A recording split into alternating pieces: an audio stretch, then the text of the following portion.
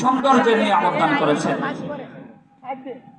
আল্লাহ রাব্বুল আলামিন আল্লাহর পয়গম্বরকে কেমন সুন্দর দান করেছেন একটু শুনেন। আল্লাহ রাব্বুল আলামিন দুনিয়ার মধ্যে যত সুন্দর আছে এই সুন্দরটাকে আল্লামা শেখ সাদী রাহমাতুল্লাহি আলাইহি তিনি শেরের মধ্যে লেখেন যে দুনিয়ার মধ্যে যত সুন্দর আছে সব সুন্দরকে আল্লাহ রাব্বুল আলামিন 100 ভাগ করলেন।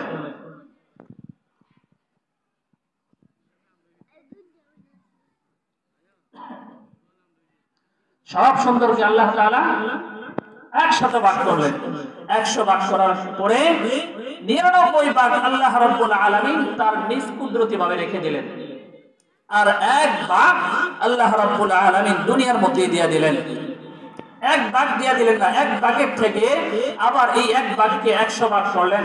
100 ভাগের মধ্যে 99 ভাগ সুন্দর আল্লাহ রাব্বুল আলামিন আল্লাহর পয়গম্বরকে দিয়ে দিলেন। সুবহানাল্লাহ। এই 1 ভাগ যে বাকি আছে 100 ভাগের 1 ভাগ যে ছিল এটা আবার 100 ভাগ করে 99 ভাগ কাকে দিয়েছে? আমার আপনার নবী জনাবে মুহাম্মদুর রাসূলুল্লাহ সাল্লাল্লাহু আলাইহি ওয়াসাল্লামকে দিয়ে দিয়েছে। আর 1 ভাগ সৌন্দর্য দিয়া, একটু মনোযোগ দিয়া শুনবেন না হয় বুঝবেন না, 1 ভাগ সৌন্দর্য দিয়া আল্লাহ রাব্বুল আলামিন পুরো পৃথিবীটাকে সৌন্দর্য করেছেন। ফুল দেখলে সুন্দর লাগে না? এটা 1 ভাগ সৌন্দর্য দিয়া বানাইছে। আম্মা জানা আয়েশা রাদিয়াল্লাহু আনহার কাছে এসে তার বান্ধবীরা বলে, ও আয়েশা, তুমি না বলো তোমার জামাই তোমার স্বামী এত সুন্দর, কিভাবে বুঝবো তোমার স্বামী এত সুন্দর? মিশরের রমণীরা হযরতে ইউসুফ আলাইহিস সালাতু ওয়াস সালামকে দেখে তাদের হাতের আঙ্গুল কেটে ফেলেছিল। তোমার নবীকে দেখে তো কেউ একটা নখও কাটলো না, তোমার নবী কেমন সুন্দর।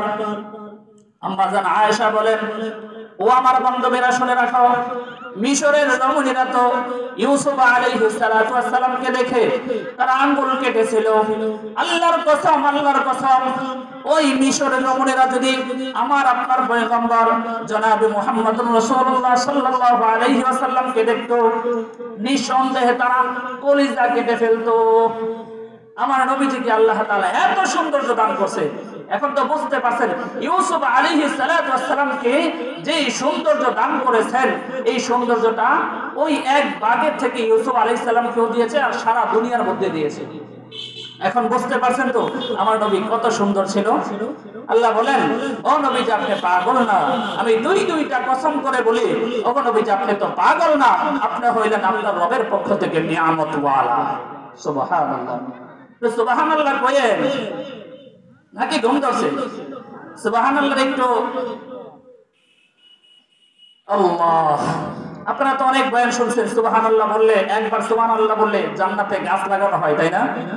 আরেকটা ঘটনা বলি আমি, বুখারী শরীফের ওই ইয়ার মধ্যে লেখা আছে, টিকার মধ্যে লেখা আছে যে 2 বন্ধু দুনিয়ার মধ্যে ইবাদত করত।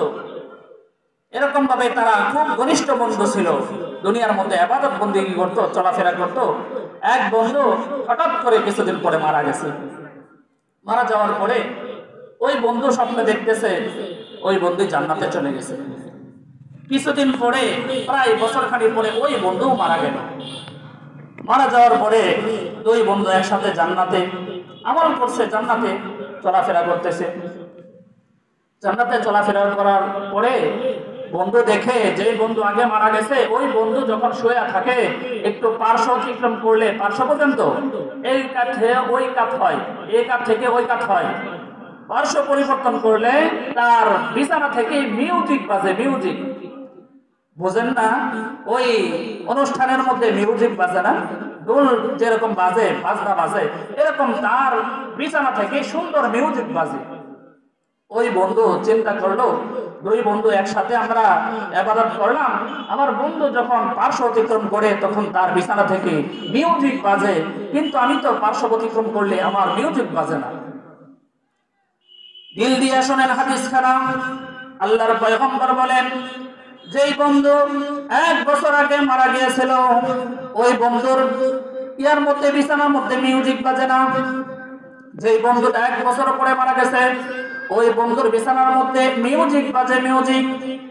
তারা 2 বন্ধু ফেরেশতার কাছে জিজ্ঞাসা করলো, ফেরেশতারা আল্লাহ রাব্বুল আলামিনের কাছে বলল, তাদের এক বন্ধুর বিছানার মধ্যে মিউজিক বাজে, আরেক বন্ধুর বিছানার মধ্যে মিউজিক কেন বাজে না? আল্লাহ রাব্বুল আলামিন বলেন, ওই দুই বান্দা যখন দুনিয়ার মধ্যে থেকেছে, দুই বন্ধু সমান সমান ইবাদত করেছে, কিন্তু যে ব্যক্তি আগে মারা গিয়েছে সে তো আগেই মারা গিয়েছে। যে বন্ধুটা পরে 1 বছর পরে মারা গিয়েছে, ওই 1 বছরের মধ্যে সে কতবার সুবহানাল্লাহ বলেছে। এই এত বেশি সুবহানাল্লাহ বলার কারণে আল্লাহ রাব্বুল আলামিন তার বিছানার মধ্যে মিউজিক লাগায় দিয়েছে। সুবহানাল্লাহ। এখন তো বুঝতে পারছেন সুবহানাল্লাহ কত দাম। বলবেন না সুবহানাল্লাহ? চিল্লায়ে বলেন সুবহানাল্লাহ। বলতেছিলাম আল্লাহ রাব্বুল আলামিন কতগুলো নিয়ামত দান করেছে। 3 নাম্বার নিয়ামত হলো আল্লাহ রাব্বুল আলামিন মাকামে মাহমুদ দান করেছেন। আল্লাহ রাব্বুল আলামিন বলেন, ও নবীজি আপনি পাগল না, আপনি পাগল না, আপনি হইলেন আপনার রবের পক্ষ থেকে নিয়ামত ওয়ালা। 3 নাম্বার কি নিয়ামত দান করলেন? আল্লাহ রাব্বুল আলামিন যখন কিয়ামতের মাঠ কায়েম করবেন, যখন কিয়ামতের মাঠ কায়েম হয়ে যাবে, মানুষগুলো এত পেরেশান হয়ে যাবে, এত পেরেশান হয়ে যাবে, মানুষগুলো তাদের বিচার করার জন্য পাগল পারা হয়ে যাবে, এত পেরেশান হয়ে যাবে, এত পেরেশান হয়ে যাবে। পেরেশান হয়ে মানুষগুলা সব দৌড়ায় আদম আলাইহিস সালাতু ওয়াস সালামের কাছে যাবে, গিয়া বলবে, ও আমার আব্বাজান, আপনি আল্লাহ তাআলার কাছে একটু দোয়া করুন, আল্লাহ তাআলা যাতে আমাদের বিচার কার্যটা শেষ করে ফেলে, আমরা আর সহ্য হচ্ছে না, হয়তো জান্নাতে যাব আর না হয় জাহান্নামে যাব, আল্লাহ তাআলা যাতে তাড়াতাড়ি আমাদের বিচার কাজটা শেষ করা যায়। যখন আদম আলাইহিস সালাতু ওয়াস সালামের কাছে যাবে, আদম আলাইহিস সালাতু ওয়াস সালাম বলবেন, ও আমার সন্তানেরা, তোমরা শুনে রাখো, আমি আজকে আল্লাহ রাব্বুল আলামিনের কাছে সুপারিশ করতে পারবো না। আমি যে ওই যে ভুলটা করেছিলাম, আল্লাহ তাআলা যদি আজকে আমার ওই ভুলের কথা জিজ্ঞাসা করে, তাহলে আমি কি জবাব দেব? না না না, আমি তোমাদের কাছে, আমি আল্লাহ তাআলার কাছে তোমাদের জন্য সুপারিশ করতে পারবো না। তোমরা যাও যাও যাও, নূহ নবীর কাছে যাও। যখন নূহ আলাইহিস সালাতু ওয়াস সালামের কাছে যাবে, নূহ আলাইহিস সালাতু ওয়াস সালাম বলবে, আজকে যদি আমার ওই ভুল করেছিলাম, ওই ভুলের কথা জিজ্ঞাসা করে, আমি আল্লাহর কাছে আমি কিছু জবাব দিতে পারবো না। যাও যাও যাও, তোমরা ইব্রাহিমের কাছে যাও। এরকম ভাবে লোকজন ইব্রাহিমের কাছে চলে যাবে। ইব্রাহিম আলাইহিস সালাতু ওয়াস সালাম মুসা আলাইহিস সালাতু ওয়াস সালামের কাছে পাঠিয়ে দিবে। মুসা আলাইহিস সালাম হযরত ঈসা আলাইহিস সালাতু ওয়াস সালামের কাছে পাঠিয়ে দিবে। ঈসা আলাইহিস সালাতু ওয়াস সালাম তিনি বলবেন, চলো চলো আমরা সবাই যাই আমার নবী, তোমার নবী জনাবে মুহাম্মদুর রাসূলুল্লাহ সাল্লাল্লাহু আলাইহি ওয়াসাল্লামের কাছে গিয়ে আমরা বলি, আল্লাহর পয়গম্বর যেন সুপারিশ করে যাতে আল্লাহ রাব্বুল আলামিন আমাদের বিচার কাজটা শুরু করা যায়। ঈসা আলাইহিস সালাতু ওয়াস সালাম তিনি না করবে না যে অন্য কারো কাছে যাও, না করবে না। কেন? ঈসা আলাইহিস সালাতু ওয়াস সালাম এক হিসাবে আমাদের নবী জনাবে মুহাম্মদুর রাসূলুল্লাহ সাল্লাল্লাহু আলাইহি ওয়াসাল্লামের সন্তান হবে। যে ঈসা আলাইহিস সালাতু ওয়াস সালাম যখন ঈসা আলাইহিস সালাতু ওয়াস সালামের মা মারইয়াম আলাইহিস সালাতু ওয়াস সালামের কাছে যখন ওই ঈসা আলাইহিস সালাম যখন হবেন, জিবরাইল যখন এসেছে, আসার সময় জিবরাইল যতবার দুনিয়ার মধ্যে আসছে কারো না কারো সুরত ধারণ করেছে, কখনো দাহিয়াতুল কালবির সুরত ধরেছে। যখন মারইয়াম আলাইহিস সালাতু ওয়াস সালামের কাছে আসছিল, ওই সময় আমাদের নবী মুহাম্মদুর রাসূলুল্লাহ সাল্লাল্লাহু আলাইহি ওয়াসাল্লামের চেহারা নিয়ে আসছিল। অথবা আল্লাহ রাব্বুল আলামিন জান্নাতের মধ্যে হযরত মারইয়াম আলাইহিস সালাতু ওয়াস সালামকে আল্লাহর পয়গম্বর সাল্লাল্লাহু আলাইহি ওয়াসাল্লামের সাথে বিবাহ দিবেন, তো ওই হিসাবে সন্তান হয়, পুত্র হয়। এই জন্য ঈসা আলাইহিস সালাতু ওয়াস সালাম বলবেন, যাও যাও আমরা তোমার আমার নবী জনাবে মুহাম্মদুর রাসূলুল্লাহ সাল্লাল্লাহু আলাইহি ওয়াসাল্লামের কাছে যাই।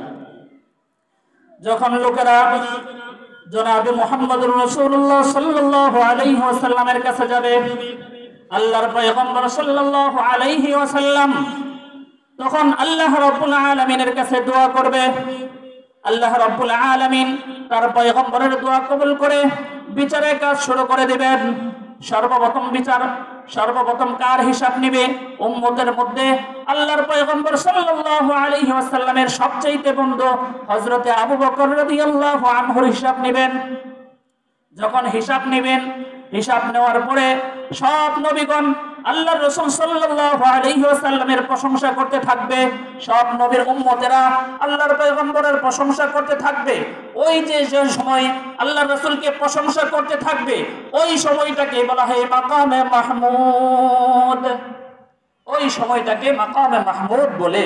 তো আল্লাহ রাব্বুল আলামিন বলেন, ও গো নবীজি, আপনি পাগল না, আপনি পাগল না, আপনি হলেন কি আপনার রবের পক্ষ থেকে নেয়ামতওয়ালা। আল্লাহ রাসূলকে সান্ত্বনা দিতেছে। ওই মক্কার কাফের মুশরিকরা যে বলছিল আল্লাহর নবীকে কি বলেছিল, পাগল বলেছিল, আল্লাহ রাব্বুল আলামিন সান্ত্বনা দিয়া বলেন, ও নবীজি, আপনি পাগল না, আপনি পাগল না, আপনি হলেন আপনার রবের পক্ষ থেকে নেয়ামতওয়ালা। আল্লাহ রাব্বুল আলামিন অনেকগুলা নিয়ামত দান করেছে। বলতে বলতে যদি বলতে থাকি রাত শেষ হয়ে যাবে, এই নিয়ামত শেষ হবে না। আল্লাহ রাব্বুল আলামিন কুরআনুল কারীমের মধ্যে বলেন, নুন ওয়াল কলম ওয়া মা ইয়াসতুরুন মা আনতা বিনি'মাতি রাব্বিকা বিমাজনুন وَإِنَّ لَكَ لَأَجْرًا غَيْرَ مَمْنُونٍ وَإِنَّكَ لَعَلَى خُلُقٍ عَظِيمٍ। আল্লাহ রাব্বুল আলামিন বলেন, ও নবীজি, আপনি পাগল না, আপনি পাগল না, আপনি হলেন আপনার রবের পক্ষ থেকে নিয়ামতওয়ালা। 3 নাম্বার নিয়ামত বলেছিলাম। আরেকটা নিয়ামত হলো আল্লাহ বলেন, ওয়া ইন্নাকা লাআলা খুলুকিন আযীম। আল্লাহ রাব্বুল আলামিন আমার আপনার পয়গম্বরকে খুলুক আযীম, মহান চরিত্র দান করেছেন। সুবহানাল্লাহ। আল্লাহ রাব্বুল আলামিন মহান চরিত্র দান করেছে। এটা কেমন নিয়ামত, উদাহরণ দিলে বুঝবেন। খুলুক, চরিত্র, এটা 3 প্রকার। একটা হলো খুলুকে আযীম, খুলুকে করিম, খুলুকে হাসান। খুলুকে হাসান কাকে বলে? খুলুকে হাসান হলো যে আপনাকে একজন ব্যক্তি ঘুষি মারলো, আপনি সাথে সাথে তাকে একটা ঘুষি মারলেন, এটা আপনি হক পান, তাকে একটা ঘুষি দিয়া দিলেন, এটাকে কি বলে? খুলুকে হাসান। আপনি সাথে সাথে একটা দিয়া দিলেন।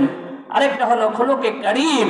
খুলুকে করিম হলো যে আপনাকে এক ব্যক্তি ঘুষি মারলো, ঘুষি মারার পরে আপনি তাকে মাফ করে দিলেন, এটা তার প্রতি দয়া করলেন, এটাকে বলে খুলুকে করিম। খুলুকে আযীম কাকে বলে? দেখেন, খুলুকে আযীম হলো আপনাকে একজনে মারলো, মারার কারণে তার পকেট থেকে মোবাইলটা পড়ে গেল। কথাগুলো শুনেন, আপনার পকেট থেকে মোবাইলটা পড়ে গেল, যাকে আপনি মারলেন ওই লোকটা ওই মোবাইলটা উঠায় দিয়ে আপনাকে বলতেছে, আপনি যে মারছেন আপনার হাতে কি ব্যথা পাইছেন? যদি ব্যথা পান তাহলে ডাক্তারের কাছে নিয়ে যাই। এটাকে বলে খুলুকে আযীম, মহান চরিত্র। আল্লাহ রাব্বুল আলামিন বলেন, ও নবীজি, আপনি পাগল না, আপনি পাগল না। ওয়াল কলম ওয়া মা ইয়াসতুরুন, কলমের কসম, কলম যা লেখে তার কসম। দুইটা কসম করে আল্লাহ বলেন, মা আনতা বিনি'মাতি রাব্বিকা বিমাজনুন। ওগো নবীজি, আপনি পাগল না, আপনি পাগল না, আপনি হইলেন আপনার রবের পক্ষ থেকে নিয়ামতওয়ালা। ওয়া ইন্না লাকা লাআজরান গায়রা মামনুন। আপনাকে যে নিয়ামত দেওয়া হয়েছে ওই নিয়ামত আপনি কখনো শেষ করতে পারবেন না। ওয়া ইন্নাকা লাআলা খুলুকিন আযীম।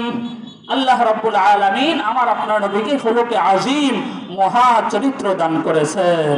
সুবহানাল্লাহি ওয়া বিহামদিহি। আল্লাহ রাব্বুল আলামিন যে বান্দাদের 4টা কথা বললাম, সবাইকে আমল করার তৌফিক দান করুক। সকলে বলেন আমিন। ওয়া আখির